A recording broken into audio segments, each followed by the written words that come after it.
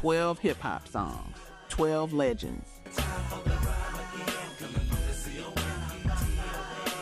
And here's the thing nobody likes to say out loud: the world didn't fully appreciate what they had until it was already gone. You know the names, you've heard the track, but do you know what was actually happening behind the scenes when these songs started climbing the charts? The timing, the deals, the grief that turned into streams. Some of these songs didn't just chart after the legend died, they shattered records. Rewrote Billboard history, became the biggest moments of a career the artist never got to witness. Stick with me on this one. Because by the time we get to number one, you're gonna feel this differently than you came in. Number 12, Eazy-E, Just to Let You Know, 1995. Before the world knew what AIDS could do to hip-hop, before the tributes, before the reruns, Eazy-E was recording his last album from the inside out. The godfather of gangster rap, founder of Ruthless Records, the man who made N.W.A. possible before a lot of you were even born. You know the resume, but here's the part that doesn't get told enough. In 1995, Eazy-E had already checked himself into the hospital. The diagnosis came down fast. He had maybe weeks, not months. And instead of silence, instead of fear,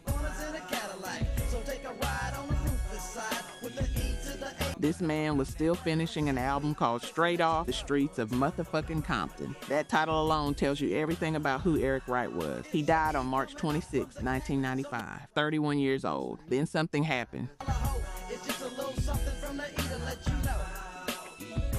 In December that same year, 8 months after they buried him, Just to Let You Know hit stores. The single from the album he never got to promote, and it cracks the Hot 100, reaches number 4 on Hot Rap Singles. His posthumous voice, still in that unmistakable high-pitched Compton cadence on the radio. Think about the people who heard that single and went still. Not because it was unfamiliar, because it was exactly Easy, like he never left the booth.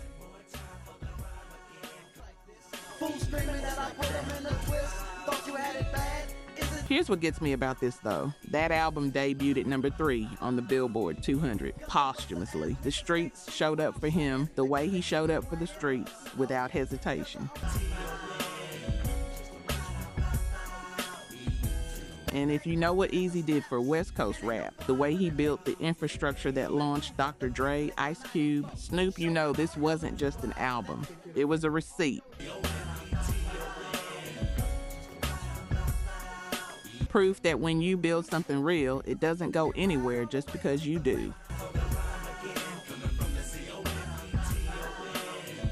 Number 11, Big L, Flamboyant, 2000.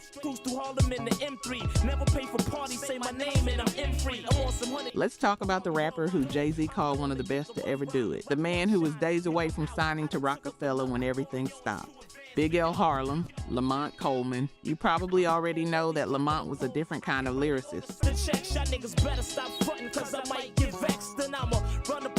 The wordplay, the punchlines, the way he'd construct a bar so tight you had to rewind it just to feel it land again. If you grew up on that era, you know. You didn't find Big L. Big L found you. February 15, 1999. He gets shot 9 times in his own neighborhood, 24 years old. And just like that, one of the most technically gifted lyricists hip-hop ever produced is gone before his second album even existed. Here's where the story gets heavier. That week, Big L had started the paperwork to sign with Rockefeller as part of a group deal with Jay-Z 1 week. That's all that stood between Big L and the kind of mainstream push that might have changed everything. But here's what that paperwork couldn't kill. His manager, Rich King, refused to let the big picture die with him. He pieced together the sessions, brought in producers DJ Premier, Pete Rock, and completed the album as a monument, not a cash grab. 5. August 1, 2000, it drops. And then Flamboyant happens. That single hits #1 on the Hot Rap Tracks chart, stays there for 3 weeks. First posthumous chart topper of his career. And the album, #13 on the Billboard 200, certified gold. Some of y'all just nodded because you remember hearing Flamboyant on the radio and thinking he still sounds alive. That's what real bars do. They don't have an expiration date. And honestly, this might be the most slept on posthumous run of the entire era. I'll let you decide whether the industry buried him or the culture brought him back. Your call. If you made it this far, you already know. You're not here for the algorithm highlights and TikTok clips. You're here for the real story. Here's what's crazy. 96% of people watching right now won't subscribe. They'll get the knowledge, then YouTube will bury us in their feed forever, which means when we drop that upcoming video, you'll never see it. Look, hip-hop radio ain't for everybody, but if you're still here, it's definitely for you. Hit subscribe so you don't miss the next chapter. Real recognize real. Number 10, J Dilla, Doomsday Donuts 2006. This one isn't a chart story, this is a legacy story, and sometimes those are bigger. February 7, 2006, James DeWitt Yancey J. Dilla releases his album Donuts on his 32nd birthday. He's in and out of Cedars-Sinai Medical Center. He's been fighting TTP, a rare blood disease, for years. He's also fighting lupus at the same time. And yet from a hospital bed, with a portable sampler and a stack of vinyl, he creates one of the most revered albums in hip-hop history, 31 tracks. Mostly under 2 minutes. No words, just pure architecture stacks of samples from Stevie Wonder. The Jackson 5, 10cc, soul and funk and jazz rearranged into something nobody had heard before. 3 days after that album dropped, J Dilla was gone. Now here's what you need to understand about what happened next.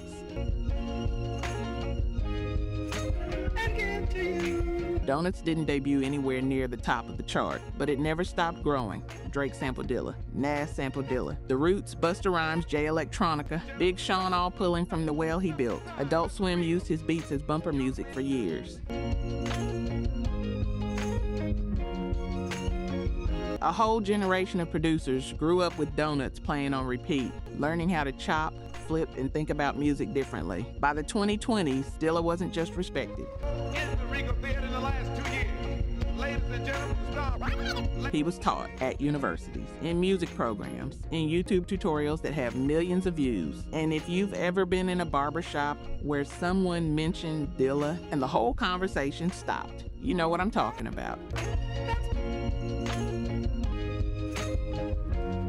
His influence became so deep it went underground and then came back up through people who didn't even know they were channeling him. He didn't get a posthumous #1, he got something harder to measure. He got permanent. Doomsday plays forever. Number 9, Tupac, I Ain't Mad At You, 1996. 2 days, that's the margin. I Ain't Mad At You was released as a single on September 15, 1996. Tupac Shakur died on September 13, 1996. The timing alone should stop you. But here's the part that stops me. This song was already done.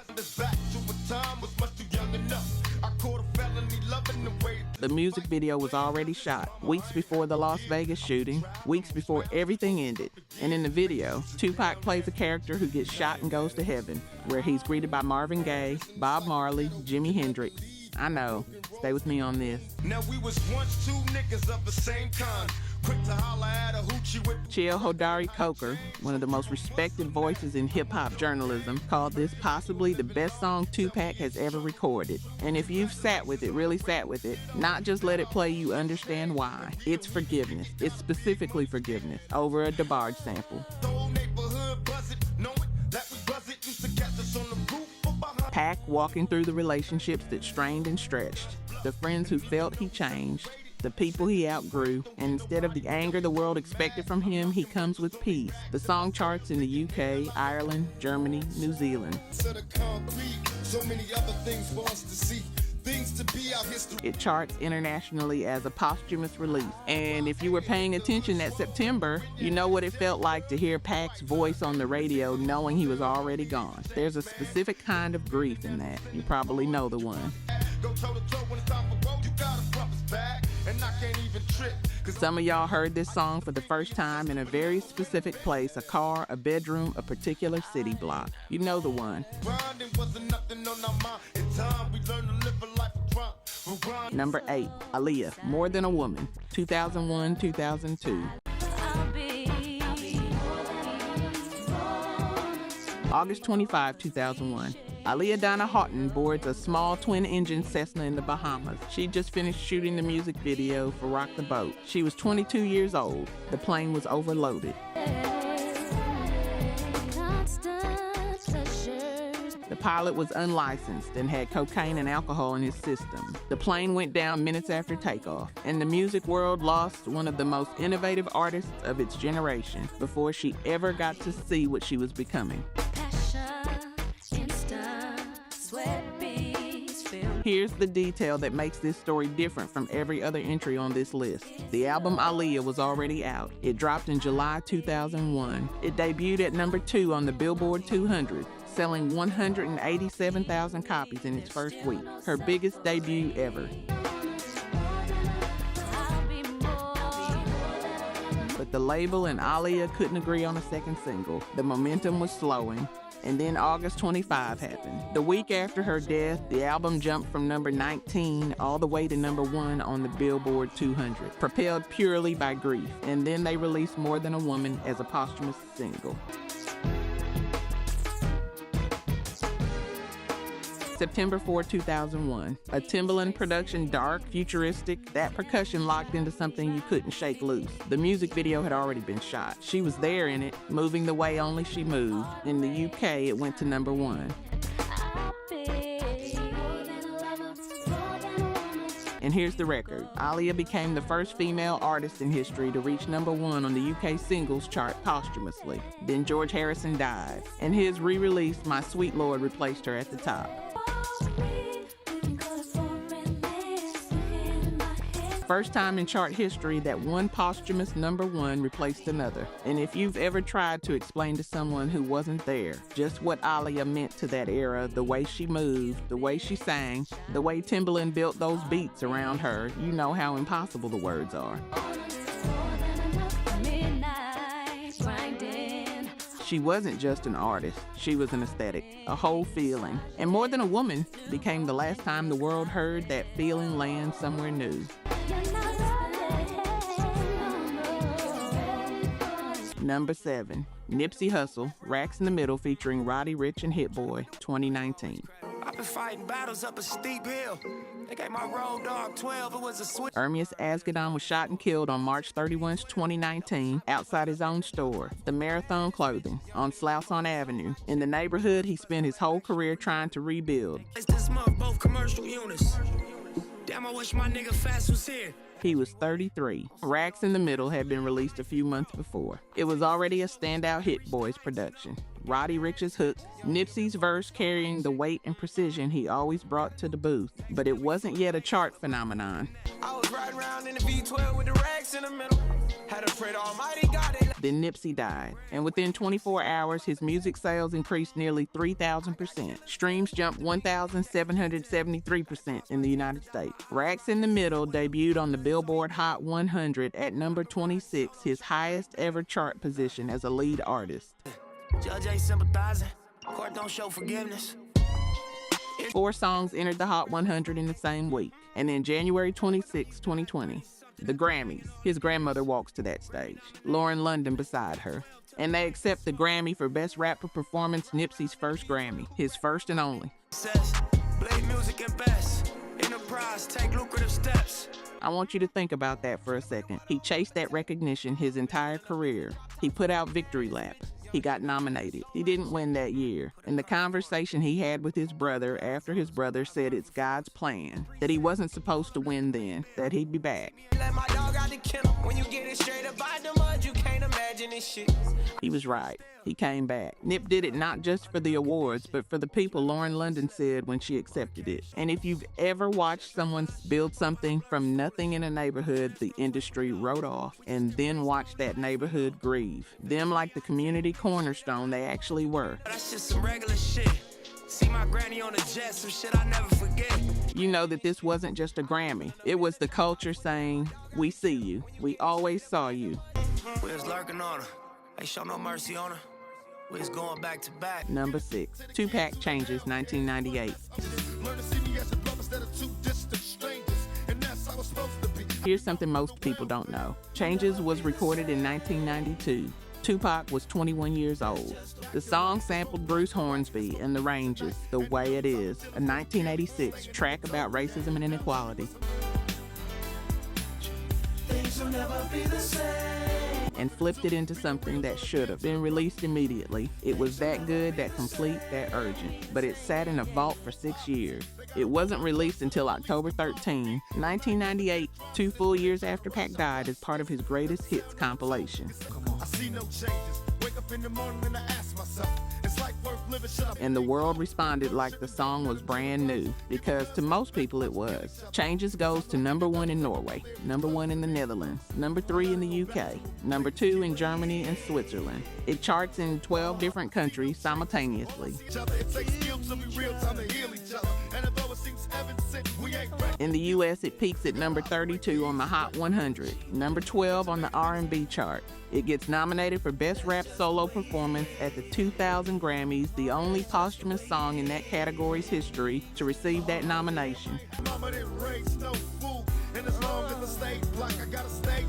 And here's where the story gets heavier. Changes had a prophecy in it. Pac raps about being shot, about death, about a black president and whether America was ready. He wrote those words in 1992. He didn't live to see any of it come to pass. That's just the way it is. By 2020, when protests erupted across the country after the death of George Floyd, Changes resurfaced again. A song recorded before many of the people streaming it were even born, climbing iTunes charts. That's just the way it is. Going viral because the words hadn't aged. The words hadn't moved. That's what happens when an artist is telling the truth instead of telling a moment. The moment passes, the truth stays. Number 5, Mac Miller, Good News 2020. Malcolm McCormick died on September 7, 2018. He was 26 years old, accidental overdose. And the album he was finishing, the companion to Swimming, the second half of a concept called Swimming in Circles, sat incomplete. Hope I make it home from work. So tired. Producer John Brion had worked closely with Mac on both projects, and after Malcolm's death, he made a decision. He was going to finish what they started, not for the label. For Malcolm, January 9, 2020, Good News dropped. I spent the whole day in my head. The lead single from the posthumous album Circles, released on what would have been their scheduled timeline. And the song goes places Mac Miller never went in his lifetime. Number 17 on the Billboard Hot 100, his highest ever chart position as a lead artist. I'm saying it about good news, good news, good news. Not just posthumously, of his entire career. Now here's what makes Good News different from almost every other song on this list. Listen to what he's actually saying. He's rapping about people always wanting good news from him. Always wanting the optimistic version, and he can't give it because that's not where he was. He talks about trying to shake the weight of it. He talks about needing a break from his own mind. The song is heartbreaking in a very specific way when you know what you know. When you're high but you're underneath the ceiling. Got the cards in my hand. And it's not heartbreaking because he's gone. It's heartbreaking because he was telling you the entire time, and the world made it his biggest hit after he couldn't hear it. Circles debuts at number 3 on the Billboard 200. I'm running out of gas, hardly anything left. Critics call it essential, and the note his family released said it best: Swimming in Circles was the concept. 2 albums, 2 styles, completing each other. He finished it. He just didn't finish it alive. No, they don't like you when I'm down. And if you've ever lost someone who was struggling and you're sitting with the things they said in the last year trying to hear it all differently, now this one hits somewhere specific. You know the one. Instead of always trying to figure everything out. Number 4, Soulja Slim, Slow Motion featuring Juvenile, 2004. Slow down for me, you moving too fast. My fingers keep slipping. New Orleans, November 26, 2003. James Tapp Jr. Soulja Slim is shot 4 times on the front lawn of his mother's house. Twice in the face, twice in the chest. He was 26. His murder has never been solved. Nobody would testify. I don't think that could do you better than I could do. You know, it's Juvenile from court to... He had already recorded his verse. It was already done. Sitting on Juvenile's album, Juve the Great, a slow, smoky joint built around a guitar loop and that New Orleans drawl. Soulja on the hook, just calling the melody out. Relax, effortless. I like it like that. She working that back. I don't know. The way only someone from that city phrases a sentence. The single drops March 1, 2004. And then slowly, the way a Southern record is supposed to move, it climbs. By August 7, 2004, Slow Motion is sitting at number 1 on the Billboard Hot 100. Motion for me, moving slow motion for me. It's like I got the world in my... 2 weeks, the first number 1 in Juvenile's career, the first number 1 in Cash Money Records history, and for Soulja Slim, posthumously his only chart topper. His name in the history books 9 months after they buried him. Here's the record that doesn't get cited enough. I'm told she wanted me to make her out a believer. I guarantee I'ma see you when... At that point in the Hot 100's entire 46-year history, only 6 other songs had ever reached number 1 after the credited artist died. Soulja Slim was the 7th. He joins Otis Redding, Janis Joplin, Jim Croce, John Lennon, and Biggie in that conversation. I got 4 or 5 bad married at home. One of them fell in love with that. A New Orleans street rapper whose name belongs in that sentence, and most people still don't know it. In the music video, the whole cast wears black t-shirts. White text on the front and back, R.I.P. Soulja Slim. I like it like that. She working that back. I don't know. And if you were anywhere near the South that summer, in a car, at a cookout, anywhere with a speaker pointed outward, you know exactly how this record felt coming through. It wasn't just a hit. It was a block tribute that somehow made the whole country slow down. Her neck and her back hurting. Cutthroat, I have you like a brand new version. It's like His murder is still unsolved. The streets remember. The industry forgot. But that number 1, that's permanent. slow motion for me. Slow motion for me. Slow motion for me. Moving slow motion. Number 3, Static Major, Lollipop featuring Lil Wayne, 2008. Most people don't know his name, but you know his work better than you think. Stephen Garrett Static Major wrote Rock the Boat for Aaliyah. He wrote Try Again. He wrote More Than a Woman. He was the pen behind 3 of the biggest songs on the most influential R&B album of the early 2000s, and he spent most of his career in the background, behind the glass, letting other people's names sit on top of his vision. Then, in 2007, he's in a studio session with producer Jim Johnson. Johns plays him a beat that Danity Kane had passed on, and Static, in roughly 15 minutes, has the entire melody down. The concept, the hook, that haunting, auto-tune draped phrase that turns into something you can't unhear. He lays it. Then Wayne gets on it, and Lollipop is born. February 25, 2008. Static Major is admitted to Baptist Hospital East in Louisville, Kentucky. 33 years old. A rare autoimmune disorder called myasthenia gravis, a condition he only found out about that same day. Due to a misplaced catheter and lack of monitoring, he coded for 1 hour and 17 minutes. He didn't come back. Lollipop was released 16 days later. March 13, 2008. It went to number 1 on the Billboard Hot 100. When it's wrong like line, man, she never had a lose like mine. Stayed there for 5 non-consecutive weeks. It became Lil Wayne's biggest chart hit. It became the 2008 Song of the Year. It won the Grammy for Best Rap Song. And Static Major, whose voice is the spine of that record, whose melody is the reason you can still hum it right now, was already gone.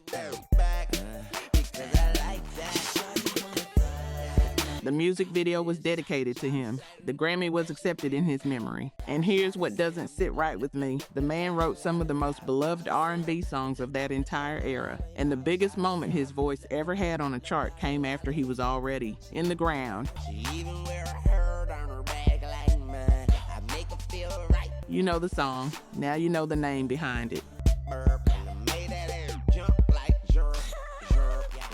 Number 2, the Notorious B.I.G, Mo Money, Mo Problems featuring Puff Daddy and Maze, 1997. In the entire history of the Billboard Hot 100 since 1958, only one artist has ever reached number 1 posthumously twice. One artist ever. Christopher Wallace. The Notorious B.I.G. Hypnotized was released March 4, 1997. 5 days later, Biggie was shot and killed in Los Angeles. He was 24 years old, and over the next few weeks, as the shock settled into grief, that song climbed.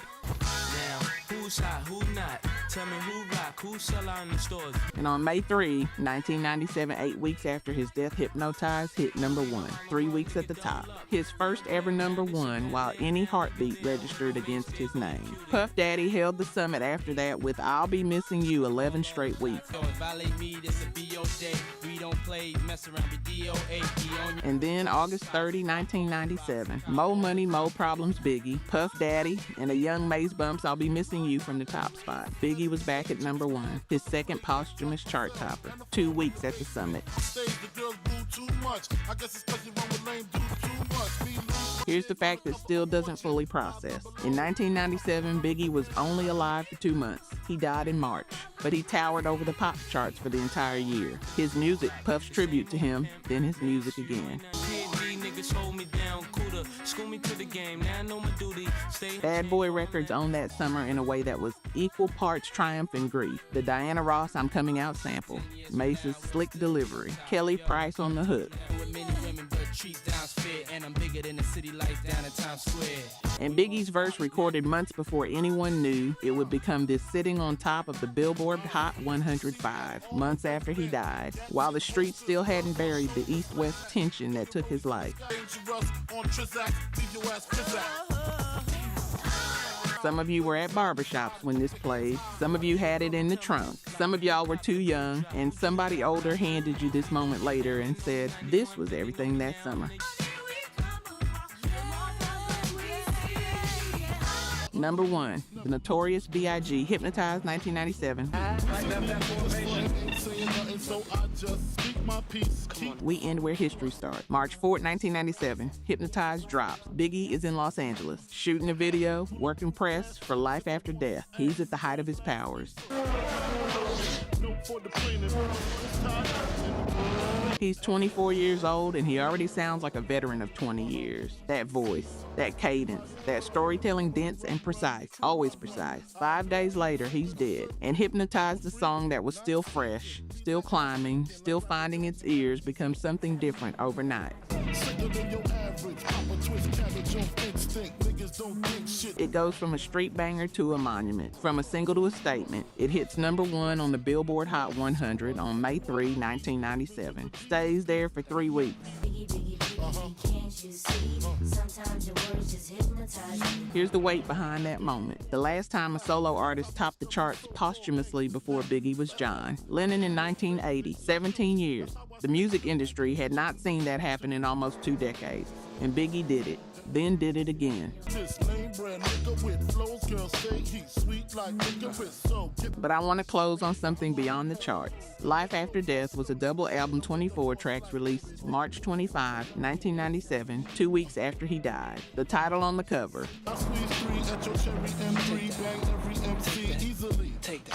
the title he chose, like he knew something, or at least suspected it. Like the art was already calling forward to what was coming. You can hear it differently now. Hypnotized with that Herb Alpert sample underneath.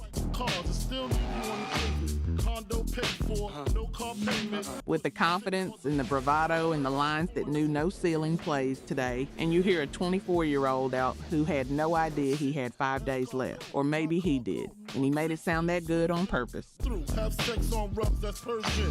Come up to your job, hit you while you're working.